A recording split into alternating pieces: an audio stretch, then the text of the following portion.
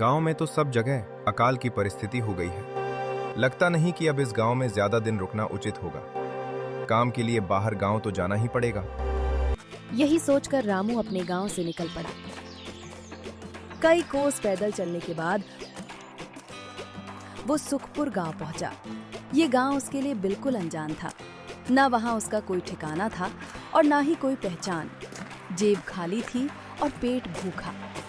काफी देर तक इधर उधर भटकने के बाद वो गांव के एक बड़े किसान हरिदास साहू के दरवाजे पर पहुंच गया। सेठ जी, मेरा नाम रामू है। मैं पास के गांव से आया हूँ।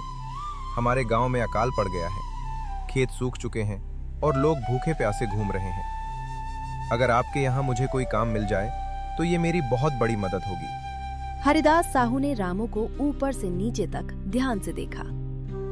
अरे रे, लगता है तुम्हारी हालत सच में बहुत खराब है। मेरे पास एक काम तो है, लेकिन वो आसान नहीं है। पता नहीं तुम कर भी पाओगे या नहीं। सेठ जी, आप चिंता मत कीजिए। आप मुझे कोई भी काम दे दीजिए, मैं उसे पूरी मेहनत और ईमानदारी से करूंगा। मेरे पास 50 गाय और 50 भैंस हैं। तुम्हें रोज उनका गोबर साफ करना होगा। सुबह शाम चारा और पानी देना होगा। महीने के अंत में तुम्हें 200 रुपए मिलेंगे और 2 वक्त का खाना भी मेरी तरफ से होगा। बोलो, कर पाओगे? रामू जानता था कि 50 गाय भैंस संभालना आसान नहीं है, लेकिन उसके पास कोई दूसरा रास्ता भी नहीं था। काम कठिन है, लेकिन भूखे मरने से तो बेहतर है। ठीक है सेठ जी, मैं ये काम कर लूंगा। बस एक छोटी सी विनती है। बोलो, क्या बात है? अगर आपको आपत्ति न हो तो क्या मैं गौशाला में ही रह सकता हूँ? मैं इस गांव में नया हूँ और मेरे पास रहने की कोई जगह नहीं है। हरिदास साहू कुछ पल चुप रहा। उसने रामू की आंखों में झांका, फिर बोला, चलो ठीक है, तुम गौशाला में ही रह सकते हो। उस दिन से रामू की जिंदगी का नया अध्याय शुरू हुआ। वो रोज सुबह अंधेरा रहते ही उठ जाता, गाय भैंसों की सफाई करता, उन्हें चारा पानी देता और हर काम पूरी ईमानदारी से करता। धीरे धीरे जानवरों की हालत सुधरने लगी और दूध की मात्रा भी बढ़ने लगी। रामू की मेहनत हरिदास साहू की नजरों से छुपी नहीं रही। अरे रामू, तुम अपना काम बहुत अच्छे से कर रहे हो। तुम्हारी वजह से दूध की गुणवत्ता बढ़ गई है, इसलिए आज से तुम्हारी तनख्वाह 400 रुपए होगी। धन्यवाद सेठ जी, आपने मुझ पर भरोसा किया। मैं उसे कभी नहीं तोड़ूंगा। समय बीतता गया। रामू मेहनत करता रहा और धीरे धीरे उसने कुछ पैसे जमा कर लिए।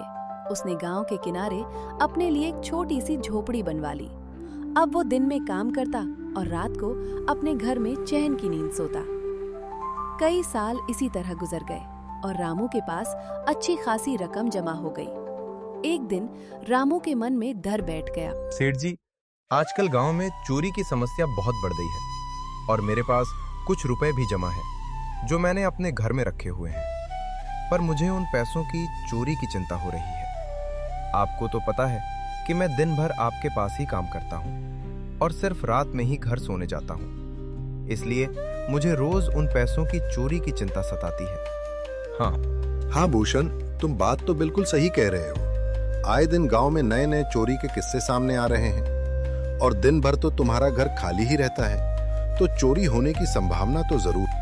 हरिदास साहू ने कुछ देर सोचा और फिर बोला, ऐसे समय में गांव में एक ही जगह है जहां पैसा सुरक्षित रह सकता है, जमींदार का घर। लोग कहते हैं कि वो बहुत ईमानदार है और उसके घर कड़ा पहरा रहता है। तुम अपने पैसे उनके पास रख सकते हो। अच्छा, ऐसा है क्या सेठ जी? ठीक है, फिर आज ही मैं जमींदार जी से मिलकर बात करता हूँ और उन्हें अपनी समस्या बताता हूँ। उस दिन रामू जमींदार जी के घर उनसे बात करने जाता है। ए तू रुको, कहाँ अंदर आए जा रहे हो? वही रुक जाओ। जी जी, मुझे जमींदार जी से मिलना है। मुझे उनसे कुछ काम है। क्या काम है तुमको उनसे? मुझे जरा बताओ। जी, मुझे कुछ पैसे रखवाने थे उनके पास, यही काम के लिए आया था मैं। अच्छा ठीक है, तुम अंदर जा सकते हो। नमस्ते जमींदार जी, मैं भूषण जगत सेठ के यहाँ काम करता हूँ। कुछ साल पहले ही मैं दूसरे गांव से यहाँ आया हूँ। अच्छा रामू, बोलो, तुम्हारा क्या काम है मेरे पास? जमींदार जी, मैं सालों से हरिदास साहू सेठ के पास काम कर रहा हूं और मैंने कुछ रुपए भी जमा कर लिए हैं।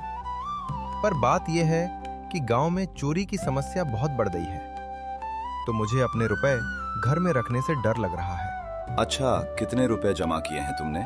जमींदार जी, यही कोई 20,000 रुपए होंगे मेरे पास। अरे वाह, ये तो बड़ी रकम है। मैंने आपकी ईमानदारी के बारे में लोगों से बहुत सुना है, इसलिए मैं अपनी रकम आपके पास कुछ वक्त के लिए रखने आया हूँ।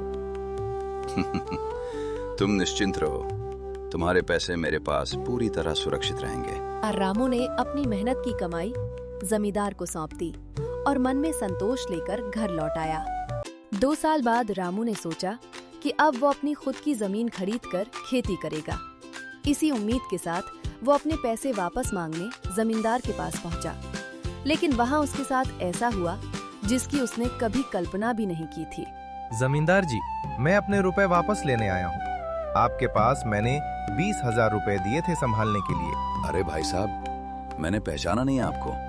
वैसे कौन हो आप? अरे जमींदार जी, मैं रामू हूँ। पिछले साल मैंने आपको पैसे संभालने के लिए दिए थे, याद आया कुछ? अरे भाई साहब, मेरे पास कितने सारे लोग आते जाते हैं पैसे रखने के लिए, और सभी के साथ मेरा अच्छा व्यवहार होता है। वैसे आपके पास कोई कागजात हैं क्या? क्योंकि मैं हर व्यक्ति से कागज पर ही व्यवहार करता हूँ। किसने कितने पैसे दिए, किसके कितने पैसे रखे हैं, सबका व्यवहार रहता है मेरे पास। जमींदार जी, ये आप क्या बात कर रहे हैं? आपकी ईमानदारी देखकर ही मैंने आपको पैसे दिए थे संभालने के लिए, और आप अब ऐसी बातें कर रहे हैं। कृपया करके मेरे पैसे मुझे वापस कीजिए। मैं तुम्हें नहीं पहचानता।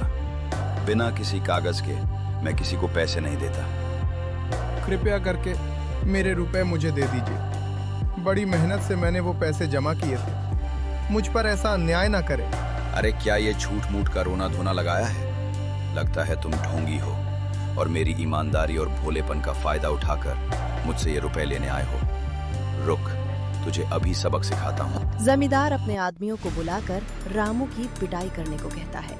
इसे तब तक मारो जब तक ये बेहोश न हो जाए। इस 2 कौड़ी के आदमी ने मेरी ईमानदारी पर सवाल उठाया है, इसे छोड़ना मत। जमींदार के आदमी रामू को डंडे से खूब मारते हैं। फिर रामू दुखी होकर अपने घर चला जाता है। घावों के दर्द के कारण रामू 2 दिन तक काम पर नहीं जा सका। जब ये बात हरिदास साहू को पता चली तो वे खुद रामू के घर पहुंचे। रामू, घबराओ मत, अभी खेल खत्म नहीं हुआ है। मेरे पास एक तरकीब है। अगले दिन हरिदास साहू सेठ बहुत सारे पैसों को एक सूटकेस में भरकर खुद जमींदार के घर जाता है। अरे हरिदास सेठ, आप आज आप खुद यहाँ? बोलो भाई, इस गरीब के घर कैसे आना हुआ? हमारा तो ये सौभाग्य है कि आप जैसे धनी आदमी के चरण हमारे घर में लगे हैं। अरे जमींदार जी, आप तो मुझे अब लज्जित कर रहे हैं। वैसे मैं कुछ महीनों के लिए दूसरे राज्य में व्यापार करने जा रहा हूँ। मैं ये लगभग जोरों पे लाया हूँ। मुझे डर है कि कहीं ये चोरी ना हो जाए। क्या आप मेरे सारे पैसे अपने पास संभाल कर रख सकते हैं? आपके सिवाय इस गांव में और किसी पर भरोसा नहीं कर सकता।